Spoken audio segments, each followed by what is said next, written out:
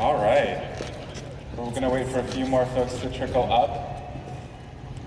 Come on, Erica and April, you're our partners.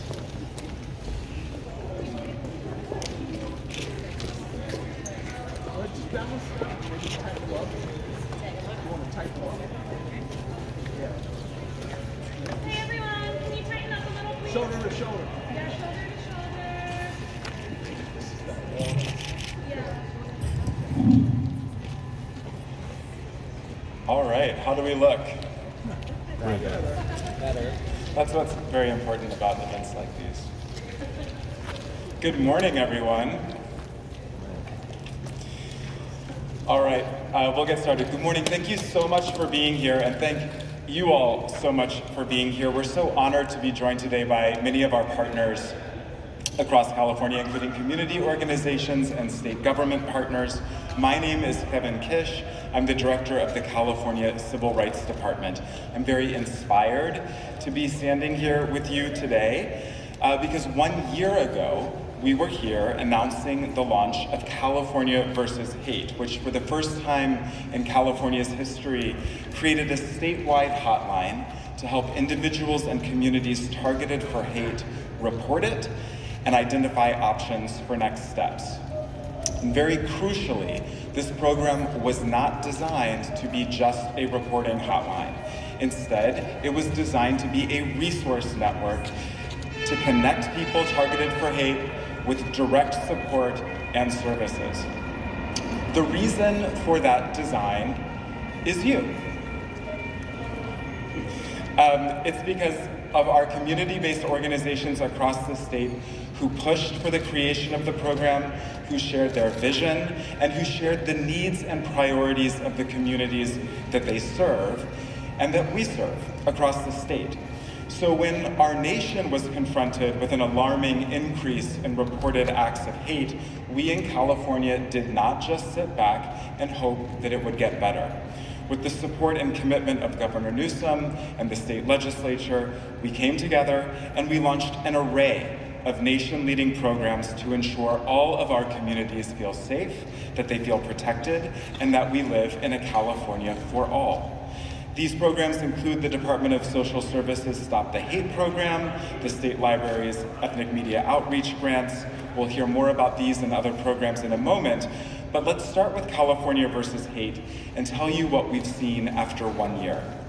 I'm proud to share that in this first year of operation, we've been able to directly support people in response to more than 1,000 reports of hate. In our first full year on the job, we've had more than 2,000 contacts from members of the public seeking assistance. Now, some of these were for non-hate related reports, and that's great, right? Because as I said, this is designed to help people connect with resources. They do not have to be legal experts to seek help. You don't have to know if what you experienced was a crime, if what you experienced was a hate incident. All you need to know is that you were targeted, you feel it's because of who you are, and you need help. Roughly 4 out of 6 people who reported to us asked for follow-up care coordination services. This is a testament to the design that our community partners insisted on. This means that they chose not just to report what happened to them to the government, but they received direct and ongoing support. Nearly 80% of California's counties have been represented in the reports that we've received, including all 10 of the state's most populated counties. And in our first year, we've connected the folks who reported to more than 100 different types of services, including legal services, financial services, mental health support, peer counseling, and many others. So, in this first year, what did people report to us? The most common reasons why people reported to us involved discriminatory treatment, followed by verbal harassment and derogatory names or slurs. The most common location where these incidents occurred were residential, meaning at home, in your apartment complex or around where you live, followed by the workplace and in public facilities. Our team looked at a subset of these reports to validate the bias information, meaning we read through them very carefully to understand why it was that people thought they were targeted for hate. And of those reports that we validated, race and ethnicity is the most cited bias motivation. And within race and ethnicity, anti-Black bias is by far the highest at more than a quarter of those reports, followed by anti-Latino bias and anti-Asian bias. Race and ethnicity in the reports that we received are followed by gender identity and sexual orientation as the most cited bias motivations. I want to highlight that this program is new, and so this data should not be treated as representative of all acts of hate in our state. We have more work to do. We have more work to do to reach Californians who might be targeted, to earn the trust necessary for people to feel like they can pick up the phone and contact the government. So we're not done, and we're not resting on our laurels. We're continuing to strengthen this program. So a couple of examples. We've launched a partnership with UC Berkeley's Possibility Lab to support increased data collection and analysis going forward. Today, we're releasing a fact sheet with some of the data that I've just spoken about, highlighting the first year. And that's one example of this partnership with Berkeley's Possibility Lab. We're kicking off a billboard campaign to support increased awareness of our hotline in half a dozen cities around the state. We're also stepping up community-specific engagement. We've received funding through the federal Jabara Hire No Hate Act grant to ensure communities most targeted for hate have access to resources. And this includes a new partnership with California Black Media, who you'll hear from later today. At the Civil Rights Department, we're also proud to staff the Commission on the State of Hate. We're joined today by its chair, Russell Roybal, and we're home to the Community Conflict Resolution Unit, which is a team of folks who will go into community to address tensions related to hate or discrimination. These are really crucial and important parts of California's comprehensive approach to combating hate. So, we're moving forward, the work is ongoing, we're committed to helping people get support, and we're committed to a no wrong door approach to getting help. If you or someone you know has been targeted for hate, call us. You can call the hotline at 833-8-NO-HATE, Monday to Friday, 9 to 6 p.m., and get assistance from trained staff, and we can provide that service in more than 200 languages. You can also report at any time online at cavshate.org. And for those who want to report a crime immediately to law enforcement or who feel that they are in imminent danger, please call 911. The California versus Hate hotline is a non-emergency number intended to provide support after the incident. Thank you all so much for your partnership. Thank you for being here with us. We're going to go on to our next speaker and take questions at the end. And I'm excited to introduce one of our wonderful community partners and inspiring youth leader, Mina Fedor, the founder and executive director of AAPI Youth Rising. Thank you.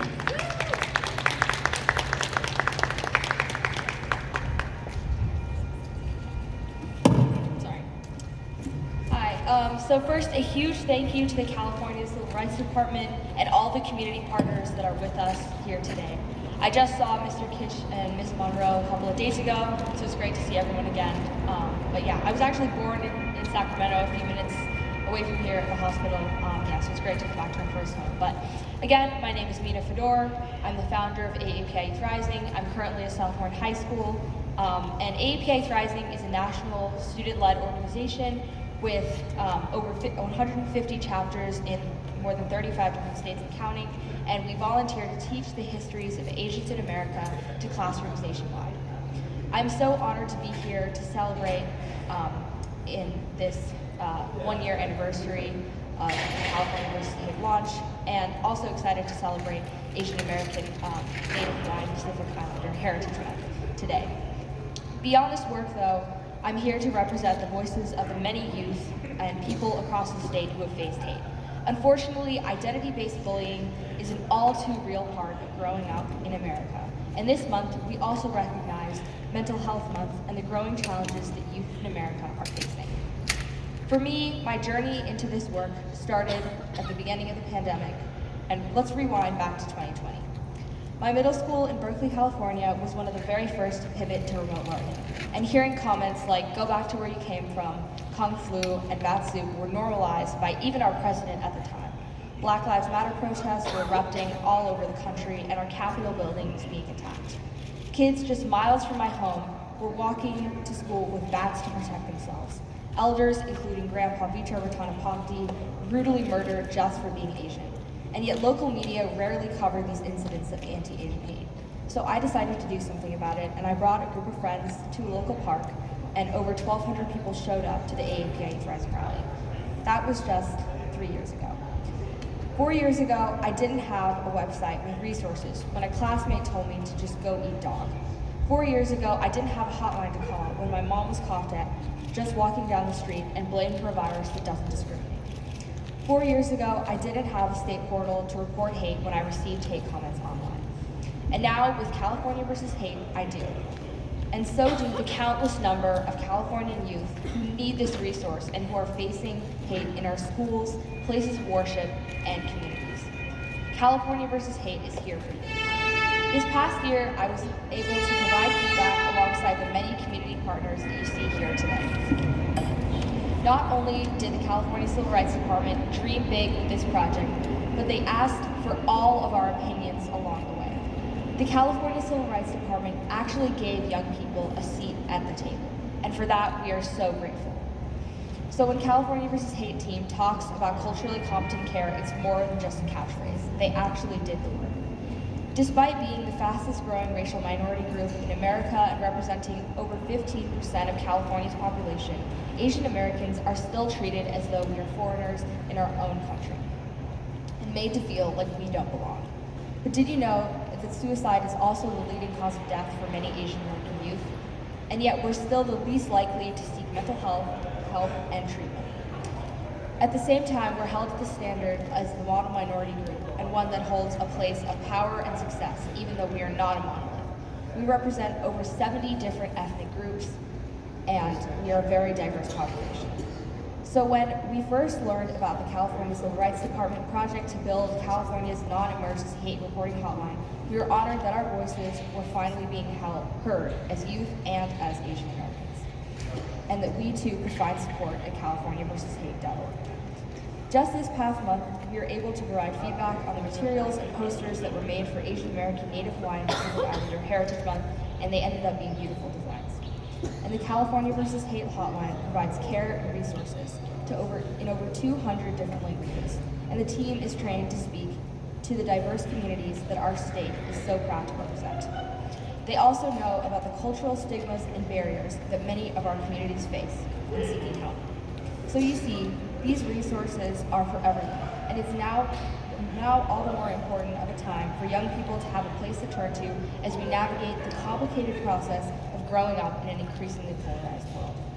So I'm here today to ask the kid who's called a racial slur, or those who have experienced hate-based bullying because of their religious beliefs, to visit caversushate.org. I'm here today to ask the kid who's been bullied just because of their gender or sexual identity to call 8338 No Hate. And I'm here today to remind you that if you witnessed a hate crime or incident, you too can report. And I'm here to remind us all that we are stronger together. So now I'll turn it over to Eliana Kamowitz from the California Department of Social Services. Thank you. Good morning, everyone. It is an honor to be here with our state and community partners gathered today. My name is Eliana Kamowitz. I am the Acting Director of the Office of Equity at the California Department of Social Services. First, I'd like to thank the California Civil Rights Department for the invitation to celebrate our efforts and the progress we are making in addressing the alarming rise in hate acts across California. We are proud to be part of a team of state departments and agencies who are working together to combat hate and to ensure that our partner organizations have resources to implement community prevention efforts, as well as multiple options to report acts of hate so that people can receive needed support if they are targeted. Our partnership with the Commission on Asian and Pacific Islander American Affairs has also been instrumental in accomplishing our goals as a state. We are grateful to our partners at the California Civil Rights Department for launching their multilingual statewide hotline and website that provides a safe, anonymous reporting option for victims and witnesses of hate acts. we encourage the public to continue using this hotline. As part of our coordinated state efforts, the California Department of Social Services is currently funding 180 organizations across California who are all now part of the California versus Hate Resource Network. Through our Stop the Hate program, over $135 million have been awarded to these organizations for multi-year initiatives to provide critical services such as mental health services, counseling, therapy, legal services, and referrals, as well as navigation or case management to callers to the California versus Hate hotline. In addition to these types of direct services for individuals, the Stop the Hate program funds prevention services, such as senior safety and ambassador escort programs and community safety planning, along with intervention services, such as community-centered alternative approaches to repair harm. These services allow community members to access mental health resources and therapy sessions, learn about cultural history, take self-defense classes, connect with their neighbors, participate in cultural festivals, and embrace their heritage to heal from, learn about, and prevent future hate incidents and hate crimes. In 2022, the first year of the Stop the Hate program, grantees reported that over 14,000 people were served through direct services, and over 2 million people were reached through prevention and intervention services. This funding has allowed community partners to strengthen their capacity to both prevent and respond to hate in a trauma-informed and culturally and linguistically appropriate way. We must continue these concerted statewide efforts to reduce hate incidents and hate crimes and to address the mental, physical, and emotional trauma for survivors and their families. Many of you have been engaging in this work long before these investments were made. We are grateful for your leadership and the expertise that you have brought to help build programs and best practices that will help California turn the tide towards reducing hate incidents and hate crimes and building bridges across communities for cross-cultural understanding. Thank you again for the invitation to participate. I will now turn it over to our California Hate and Stop the Hate partner, Ariel Bustamante, Senior Manager of Capacity Building for the Los Angeles LGBT Center. Thank you.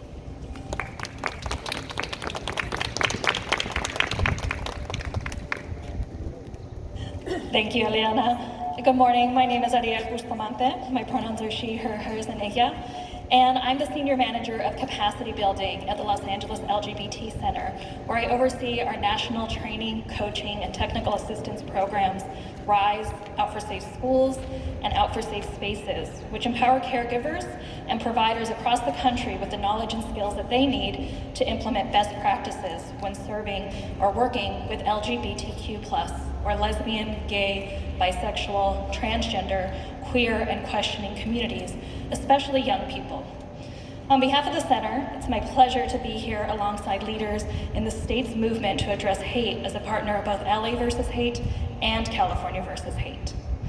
The Center is the world's oldest and largest LGBT social service organization, providing more than 500,000 client visits per year.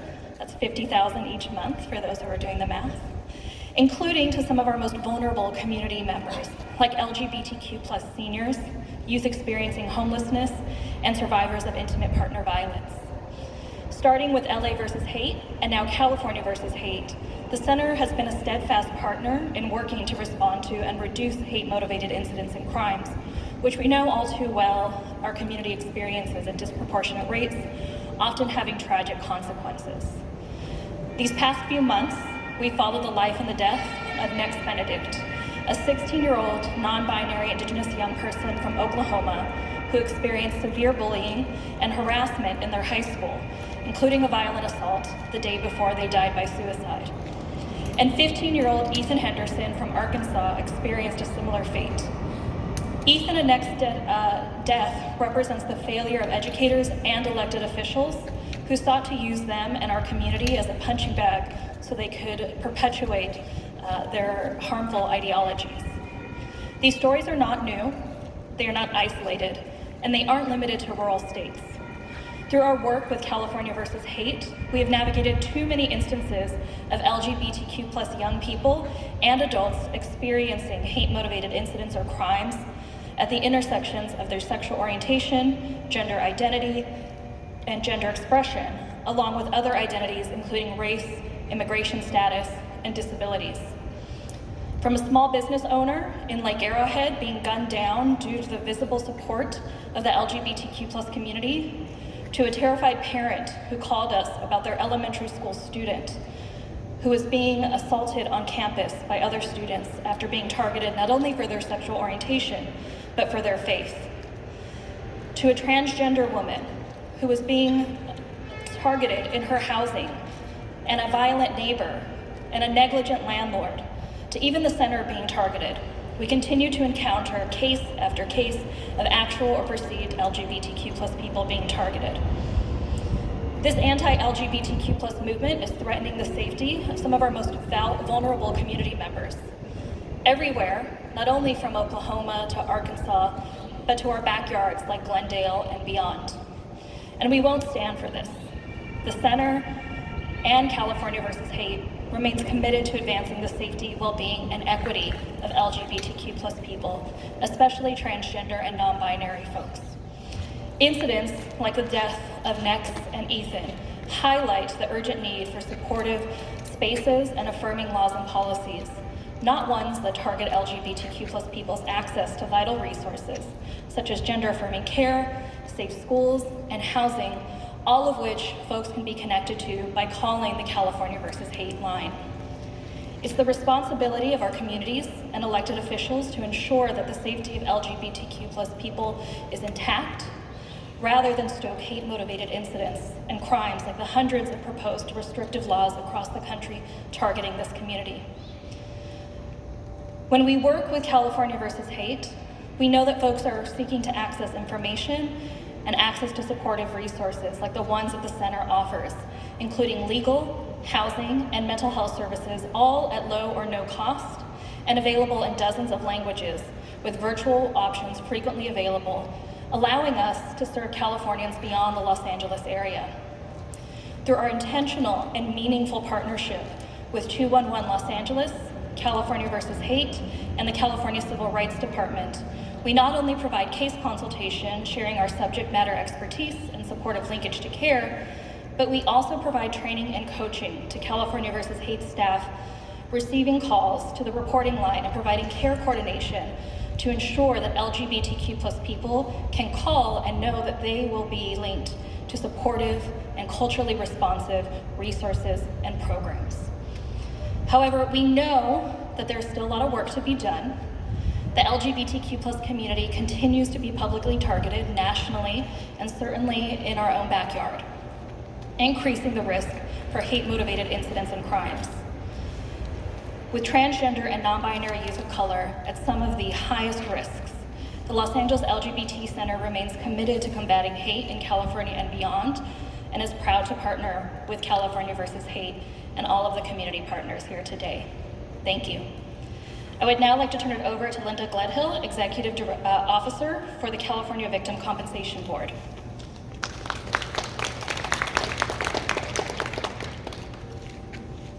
Thank you so much.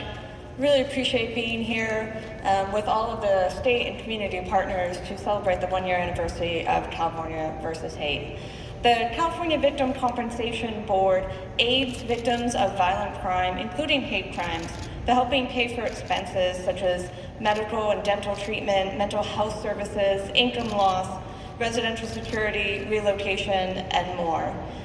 Last fiscal year, we received 39,000 applications and paid nearly $47 million to reimburse victims of crime for services that help them rebuild their lives. We know that victims of hate crimes can also be victims of violent crimes. Having a service available to put a stop to hate and provide support for victims, survivors, and their families shows deep commitment to rebuilding and recovering. CalVCB is pleased to be in partnership with organizations across the state to support and protect the diverse communities of California.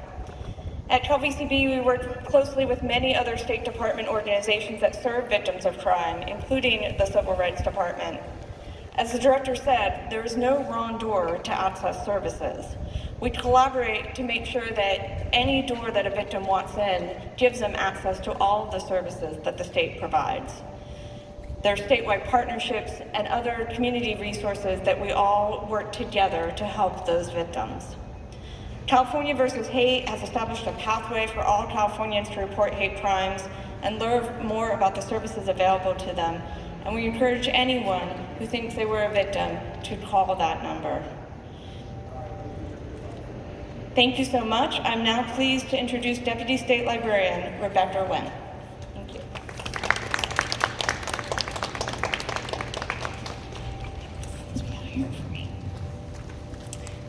Good morning, and thank you so much for the invitation. We're pleased to be here.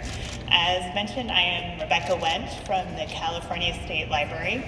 The State Library's mission is to provide trusted sources of information, as well as to make sure that we assist communities throughout our state to preserve their stories and make them available as they wish. The State Library is proud to be partnering with all of the state and community partners who are working together in an unprecedented, coordinated, and strategic effort to combat hate in our communities in response to alarming increases in reported hate in California and nationwide. Crimes targeting victims because of their race or ethnicity, nationality, religion, sexual orientation, gender, or a disability have no place in California. That's why the state has made such a significant investment in resources for victims of hate crimes, including the Civil Rights Department's California versus Hate Hotline. And thanks to the historic API equity budget, the Department of Social Services Stop the Hate is providing direct services for victims of hate. The State Library's ethnic media outreach grants are increasing awareness of these valuable services to make sure that no one is impacted by hate crimes has to go it alone. Some of our partners are here today, and you'll hear from some of them later, but we're very excited to be able to provide grants to ethnic media outlets throughout the state to help with this important effort. The State Library's ethnic media outreach grants are increasing awareness of these valuable services to make sure that no one is impacted by hate crimes. Ethnic media outlets serve millions of Californians, acting as a lifeline to the state's diverse communities. By partnering with these trusted media outlets, we are getting the word out about the new and expanded resources available. Now in its second year, the program is also reducing stigma surrounding the reporting of hate incidents. Our grantees serve populations most impacted by hate crimes and incidents, including California's Asian, Latino, Black, Native American, and LGBTQ+ communities. They include media outlets and collaboratives of all sizes, and media in a wide range of formats and languages. We are committed to combating hate and proud to be partnering with ethnic media, community partners, and other state agencies on this important issue. Just as the ethnic media outlets let their communities know about vital Stop the Hate resources, I too want to encourage people to use the hotline if they witness or experience hate crimes. And now I'd like to turn it over to California versus Hate and State Library partner, Regina Wilson, Executive Director for California Black Media. Thank you.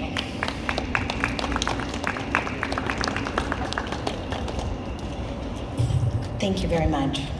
I want to first express my deepest gratitude to all of our state and community partners who have joined forces in the fight against rising hate in our communities across the state. As she said, I'm Regina Brown Wilson and the Executive Director of California Black Media, an organization supporting over 30 independent Black-owned news outlets across California. Reaching millions of people, we can calculate our reach with clicks, the newspapers we print, the listeners that tune into our programming, but our impact is immeasurable. The support from the California Department of Civil Rights, coupled with the California State Library Ethnic Media Grants, have been a strategic and what I like to say, smart use of federal and state resources that have helped us advance in our common goal of reporting and reducing hate crimes in our communities. We're proud of the fact that the California versus Hate is a model for the nation. Our work is funded through the federal grant that the California versus Hate received through the U.S. Department of Justice to support the Hate Line resource hotline and resource center. These resources have enabled us to expand our outreach efforts, produce impactful content, and support cross-cultural engagement statewide. For example, our grant has allowed us to write stories to enable our media partners to inform communities about the various ethnic communities and mitigate hate incidences just because we get to learn about each other. We've created a data and mapping tool to identify areas where various types of hate crimes have occurred, and we've overlaid that with census demographic data to see and analyze where hotspots may be occurring. We will also be re-granting close to over $500,000 to ethnic media outlets that didn't get funded through the state library to partner more with our CBOs and encourage ethnic media to work together across racial and ethnic lines to improve communications amongst our diverse populations and build a pan-ethnic communications infrastructure in our state. Looking ahead, CBM is excited to continue our partnership with California versus Hate and partnering with Ethnic Media Services, who's our sister organization that are here today, and reaching every ethnic multilingual community throughout our state and every underserved community that exists that doesn't feel that their voice is heard. We will be actively involved in outreach and education efforts, producing content to highlight the importance of this California versus Hate line and the resources that are available to residents if they experience hate. The launch of this California's first statewide hate hotline and resource network is a significant step in combating hate and extremism. Supported by leaders from diverse backgrounds, this initiative sends a powerful message. And as the California Attorney General Rob Bonta emphasized, there is no place for hate in California. And now, more than ever, we must stand against hate and extremism. California versus Hate, as you know, provides a safe and anonymous reporting option for victims and witnesses of hate. And by visiting, I'll give it another plug, californiaversushate.org or calling 833-8-NO-HATE, Californians can access resources and support. This initiative is crucial in ensuring that every Californian feels safe in their communities and their cities, regardless of their background or identity. Together, let's stand up against hate and create a more inclusive and compassionate California for all. Now, I will turn over to the California Commission on the State of Hate Chair, Russell Robois.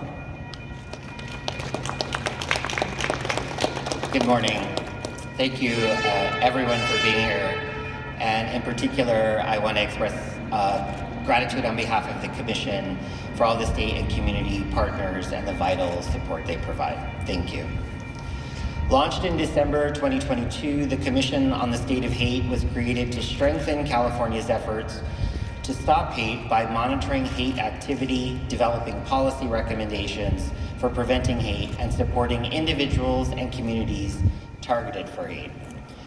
Over the past year, we have made deep investments in community-informed research, education, and advisement to develop policies to help all the people of California. Through our work and close partnership with California versus Hate, we've observed that California versus Hate is absolutely essential for supporting individuals and communities targeted for hate. California versus Hate and the Commission on the State of Hate are direct responses to the documented alarming increase in hate across the country. In California, according to data collected by law enforcement, we've seen hate crimes spike in recent years, reaching their highest level since the aftermath of 9/11 in 2001. The Commission has heard from many communities who do not feel safe reporting hate to law enforcement, which is why California versus Hate is so critical. Because California versus Hate is not a law enforcement reporting channel, people who do not feel comfortable reporting to law enforcement are more likely to report to California versus Hate and receive support, which enables the data reported by California versus Hate that you heard Director Kish talk about this morning to be more inclusive and representative of all Californians. For the first time in California's history, we now have a statewide hotline to help all individuals and communities report hate and get support. hate incidents and hate crimes have profound impacts on individuals and communities, and it is critical that people have a place to report and get support. California versus Hate is that place. At the Commission, we have witnessed firsthand the critical life-saving programs and services that community organizations across the state provide. California versus Hate bridges these organizations to create a broad and more cohesive network of statewide support. We know that hate has deep and far-ranging impacts, and people need access to a range of services after being targeted by hate, from mental health impacts to legal assistance. California versus Hate is essential because it is more than just a place to report hate, it's also a place to get connected to a host of resources and support, including mental health assistance and financial services. California versus Hate is also an essential response to hate because it fills a critical gap in data on hate in California, which is what the Commission is aiming to do. The Commission has been reviewing data sets in California on hate in order to better shape its policy recommendations. However, data in California on hate crimes has been historically fragmented and largely imprecise. There are few statewide data sets on non-criminal hate incidents. Moreover, there are significant data gaps with respect to historically disenfranchised communities, including undocumented communities, indigenous communities, and individuals with disabilities. By providing a safe and culturally competent place for these communities to report hate, California versus Hate provides a platform to have these communities represented. If you or someone you know has been the target of or witness to an act of hate, as the other speakers have said, we urge you to contact California versus Hate, where you can report what happened and learn about your options for support. Thank you for showing up and standing united against hate. Here in California, we're keeping up the fight to create a state where everyone can feel safe and where everyone can thrive. I will now turn it back over to Civil Rights Department Director Kevin Kish and to Deputy Director of the Department, Becky Monroe, to answer questions.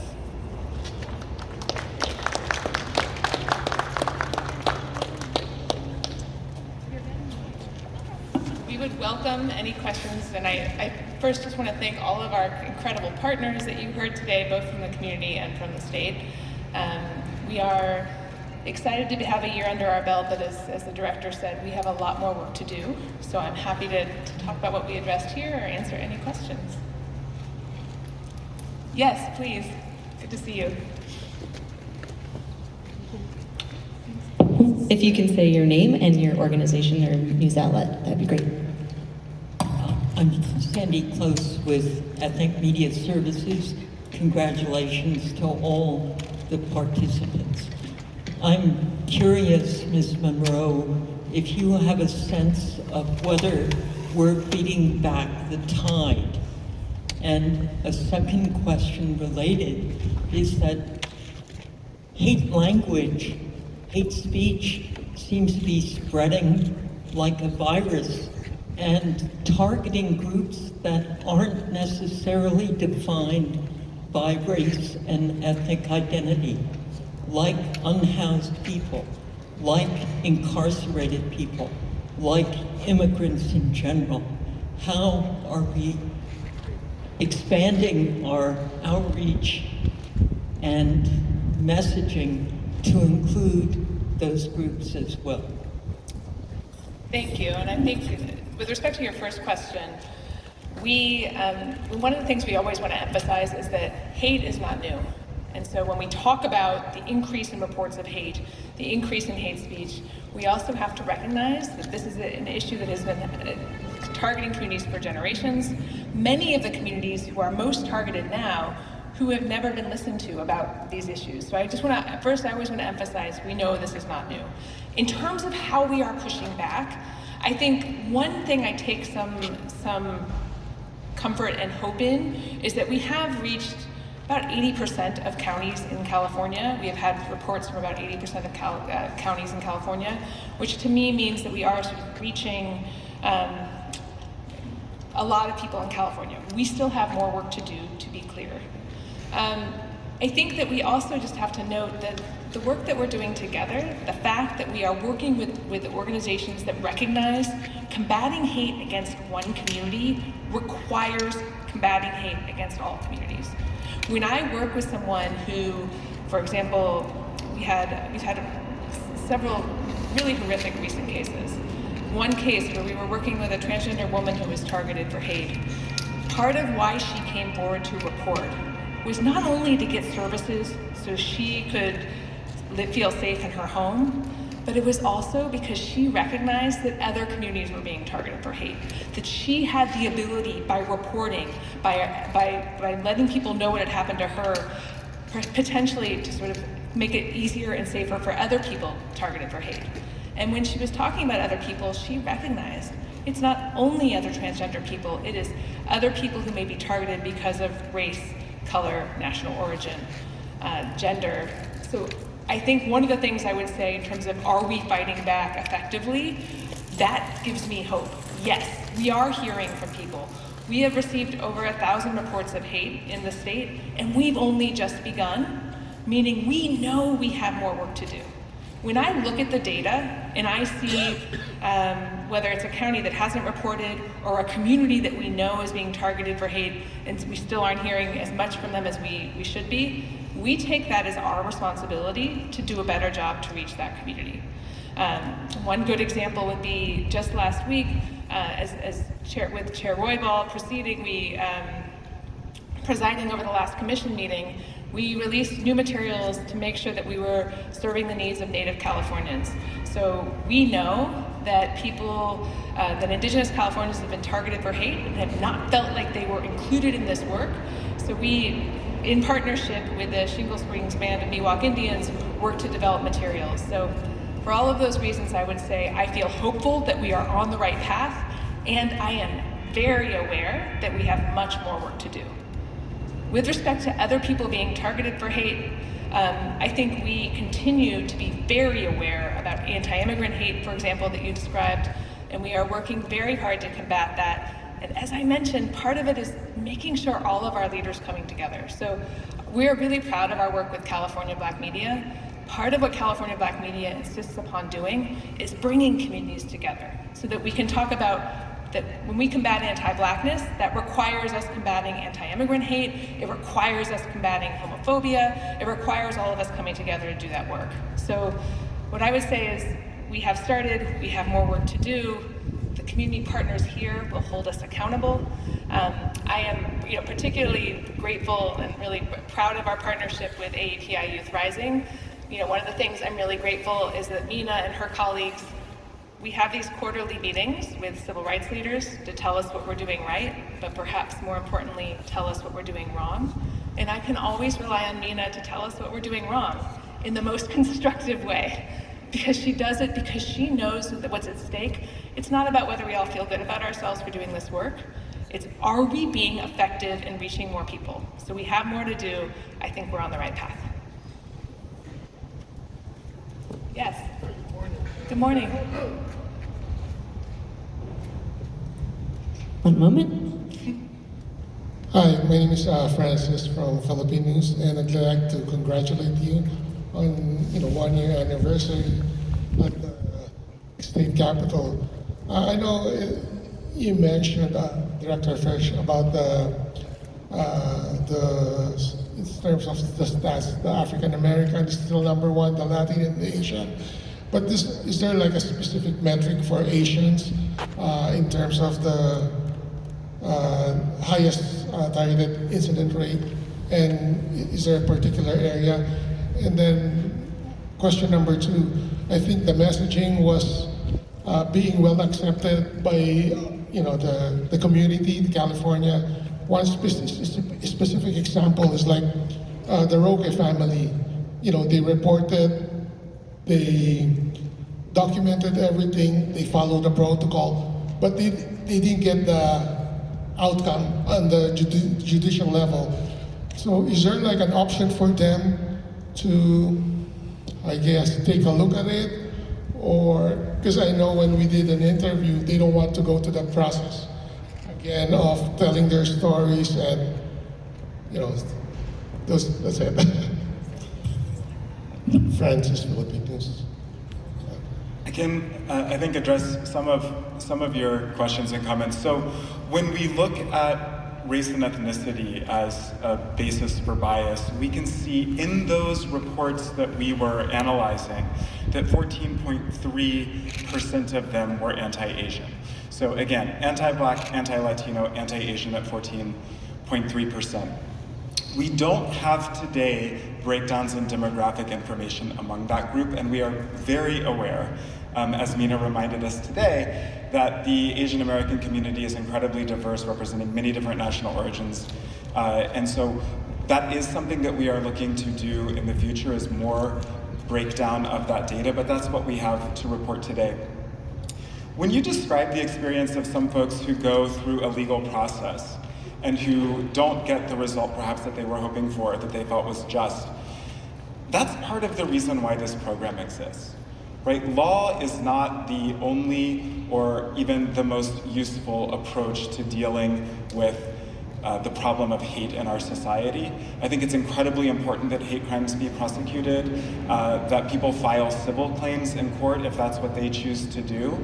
But we know that the majority of people don't actually want to go through a legal process that can be incredibly dehumanizing, frankly, whether it's in the criminal process or in the civil process. So part of the reason this entire project has been designed in the way it has is to say, that may not be what you need, but you may need something else. You may need to be connected to other victims. You may need to be connected to counseling support. You may need to be connected to another government agency that can help you recover. And so when we think about this spectrum of options that are available to people who have experienced hate, certainly legal process and legal claims, including criminal prosecution, is one option. And whether or not that happens, this service exists to help people fulfill other needs that come out of the experience.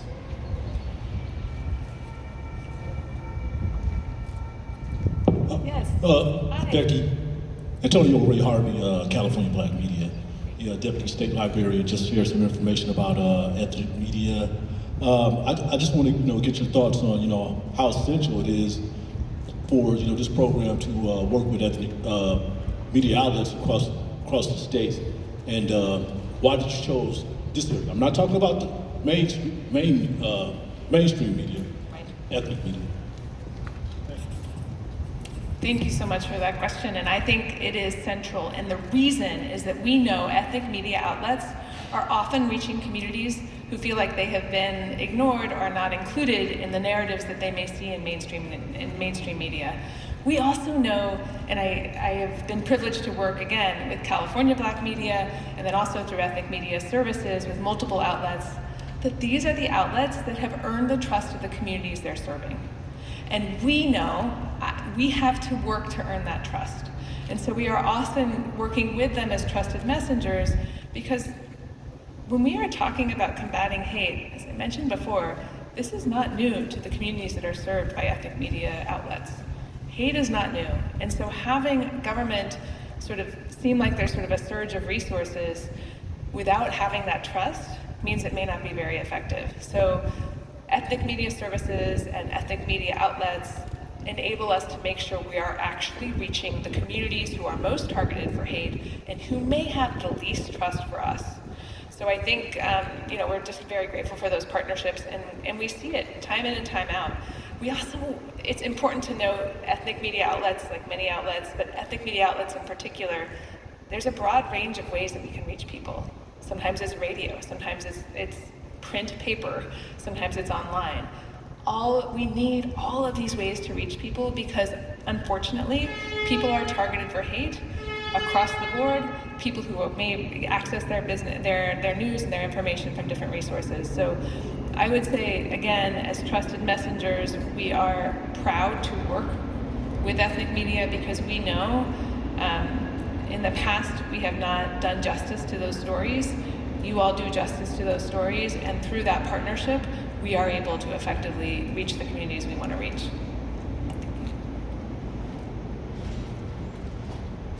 Hi, my name is Emma Hall. with the Sacramento Bee. I had a couple follow-up questions. You had mentioned that after reporting, the state connects folks with counseling, with legal aid, but I'm curious what sort of long-term outreach with people who are filing these reports, the hotline into your resource network look like. I'm curious if the state has designated caseworkers. And then the second question I had is we were talking about a data mining tool or looking at where reports are coming from, and I'm curious if there are any identified like hotspots within the state of where we see a frequent amount of cases coming from. So in response to your first question, that is our ability to provide care coordination services, which is what we talk about when we talk about providing follow-up care, we think is something that distinguishes this work from maybe other traditional hotlines.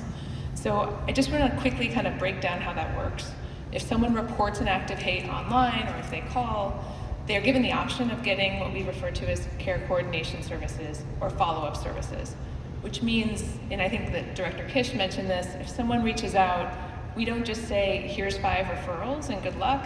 We will say, here's 5 referrals, let's get on the phone with you and see if the first one can help. And if not, we will find someone who can.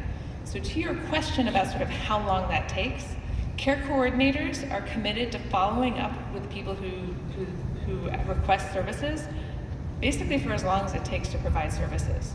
In many cases, we are able to make that connection for them, whether it's with legal services, mental health support, general counseling, maybe sometimes they want to work with other advocates. We're able to do that very quickly, connect them, make sure the connection's made, and then they usually go on. But in other cases, it can take time. We have cases where we've stayed with a person for months to make sure that they actually get the legal services they need. Or maybe they talk to someone and they actually can't help one aspect of what their needs are. So we are committed, we have care coordinators who, and this is again through our partnership with 211 LA and the 211 statewide network. These are folks who have been trained with trauma-informed practices and also ongoing training, like you heard from Ariel from the LA LGBT Center, to make sure that they're providing the services that we need. So I would say it's kind of a combination. With respect to your question about hotspots, one of the things that we emphasize, and you'll see, we'll have a fact sheet that's available online, you can see the data we have, we are not purporting to say this is representative of where acts of hate are happening. We're new. Part of what this is representative is who have we reached effectively so that they can start reporting, and we know that those reports will continue to come in. So I can't give you a hotspot designation. I can tell you we're really proud of our partnership with the Possibility Lab at UC Berkeley, who's working with us to create a more comprehensive release of data that you will see in the coming weeks. And that will have some additional information. But I just want to emphasize the data we're providing, it ought not be considered representative of where acts of hate are happening. It is representative of where people are feeling like they feel safe enough to report, and perhaps representative of where we need to focus more to make sure we're reaching communities who may be targeted. Thank you. Yes. If you can say your name and the name of our organization. Hi, my name is Nancy Tran with Vietnamese radio program in Sacramento and the surrounding area. I really, first of all, really appreciate your services, and everyone else too, you know. I think we are on the right track, but all I can hear is stop the hate, how to help the victims, of course.